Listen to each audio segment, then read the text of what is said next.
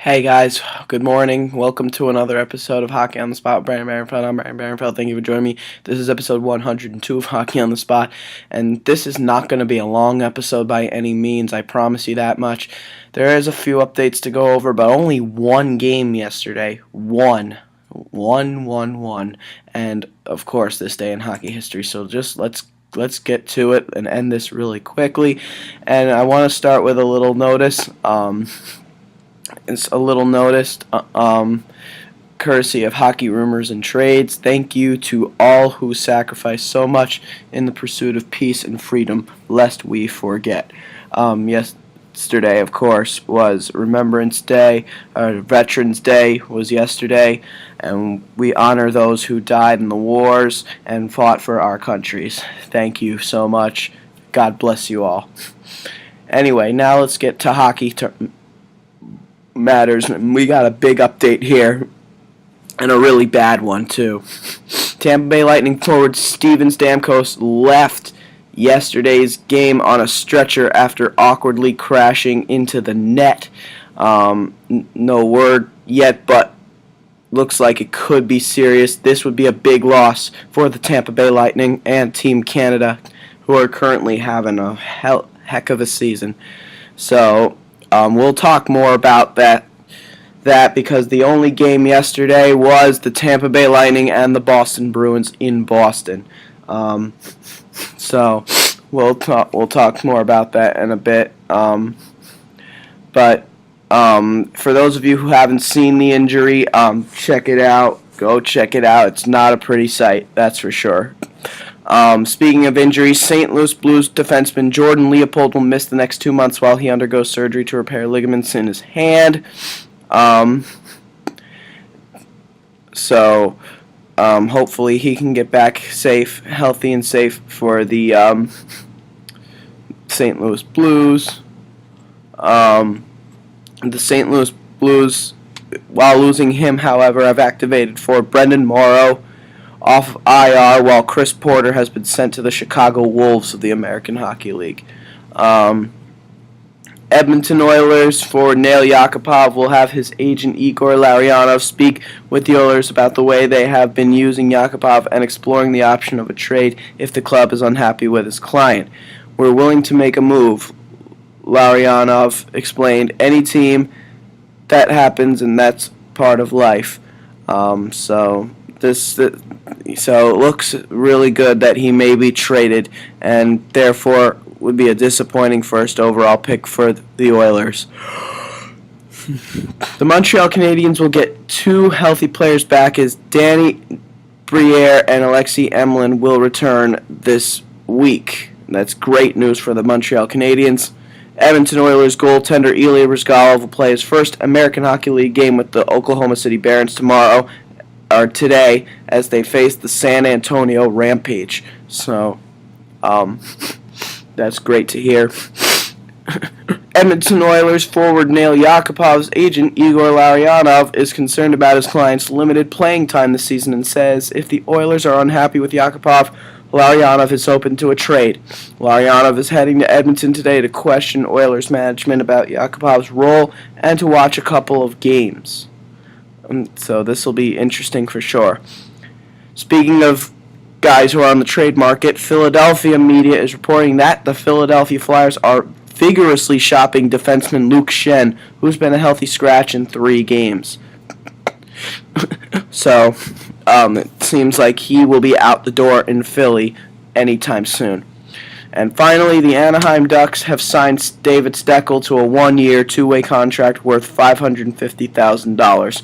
The Ducks have assigned Steckel to their American Hockey League affiliate in Norfolk for now, the Norfolk Admirals. So that solves the mystery of the waiver placement because he wasn't on the Ducks earlier in the season. And remember, Ducks acquired him at the trade near the trade deadline last year from the Toronto Maple Leafs. During the off-season, he went and signed a pro tryout contract with the Minnesota Wild, and the Wild let him go. So, anyway, that's all the updates, and we're going to talk more about Steven Stamkos in a second as we now talk about the only game from last night's action, the Tampa Bay Lightning and the Boston Bruins. The Bruins coming up with a huge win by a final score of 3-0 on home ice, so a shutout win for the Boston Bruins. Congrats to them. After a scoreless first period, Patrice Bergeron would get his 6th of the year, assisted by Louis Eriksson and Torrey Krug. Then, literally 20 seconds later, Daniel Paille would get his 2nd of the year, assisted by Gregory Campbell and Matt Bartkowski. And for Gregory Campbell, that's his first assist and point of the season. And then, with 59 seconds left to go in the game, Jerome Iginla would score his 4th of the year via an empty net goal, assisted by Milan Lucic and David Krejci. This was an early game, by the way. So nobody had multiple points in the game. Jerome Iginla led the Bruins with 4 shots on goal. As far as hits go, Jerome Iginla, Sean Thornton, and Dennis Seidenberg each led the team with 4 hits, and Dougie Hamilton led the team with 4 blocked shots. Tuukka Rask was truly amazing in goal yesterday. A 28-save shutout for him. Congratulations. He was the first star, Patrice Bergeron was the 2nd star, and Brad Marchand, despite not having a point, was the 3rd star. For the Tampa Bay Lightning, things did not go well for them. Teddy Purcell was a team and game worst, -3. But leading the team and game in shots on goal was, believe it or not, was defenseman Radko Gudas, who had 5. Radko Gudas also led the team and game with 7 hits. That is what Radko Gudas does best. He's more known for his defensive awareness, and he's more of a defensive defenseman, so it's a bit of a surprise to see him get that many shots on goal. At 7 hits, that's remarkable. Radko Gudas had a really good game, actually, and he wasn't even a minus player, so he was probably their best player on the ice in that whole game. Anders Lindback got the start and goal, giving Ben Bishop the day off. And he was actually pretty good, even though they lost. 23 saves and 25 shots, a .920 save percentage. But congratulations to the Boston Bruins on a shutout win. And now let's talk about Steven Stamkos. He left the game, as I mentioned initially. He played 12 minutes and 2 seconds total of ice time, 2 minutes and 17 seconds of power play time. He doesn't kill penalties. He won 75% of his face-offs, and he had 2 shots on goal in the game. Everything else was straight 0. But he has a broken tibia and will require surgery. He is expected to miss between 3 to 6 months. Again, this is a big loss for the Tampa Bay Lightning and Team Canada. The first real injury in Steven Stamkos' career. Tampa Bay Lightning General Manager and Team Canada Executive Steve Yzerman will have a tough decision to make come February.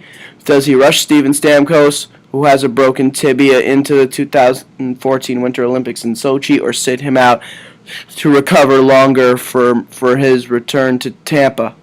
That's going to be the interesting question of the day here. We'll definitely keep you updated on his status as we can go along. Detroit Red Wings head coach Mike Babcock said Tampa Bay Lightning forward Steven Stamkos will be on the 25-man roster for Team Canada at Sochi. Whether he plays or not will rely on how well his recovery goes, as they will put him on the 25-man roster due on December 31st. If he's not ready to go, they will put in a replacement. So that is what will happen, and that is going to be what Team Canada is going to have to deal with, unfortunately. So, for Steven Stamkos' sake, I really hope he returns safe and sound. I really hope he does, because I like him. He's one of my favorite players, I think. I really do like him.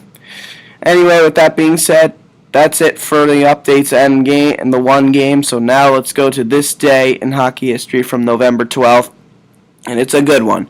In 1983, the great one, Wayne Gretzky, who of course was on the Edmonton Oilers at the time, scored his 20th career hat trick. Scored his 20th career hat trick as the Edmonton Oilers won in Detroit by a final score of 7-3. Wayne Gretzky recorded 50 career hat tricks during his career. It is an NHL record, one of many NHL records that the great one has, and one that may never be broken. One of his many records that will never be broken. And that is it for today, folks. That'll do it for episode 102 of Hockey on the Spot. This has been Hockey on the Spot with Brandon Barenfeld. I'm Brandon Barenfeld. Thank you guys for joining me. I will see you guys again tomorrow. Thank you, and have a great day.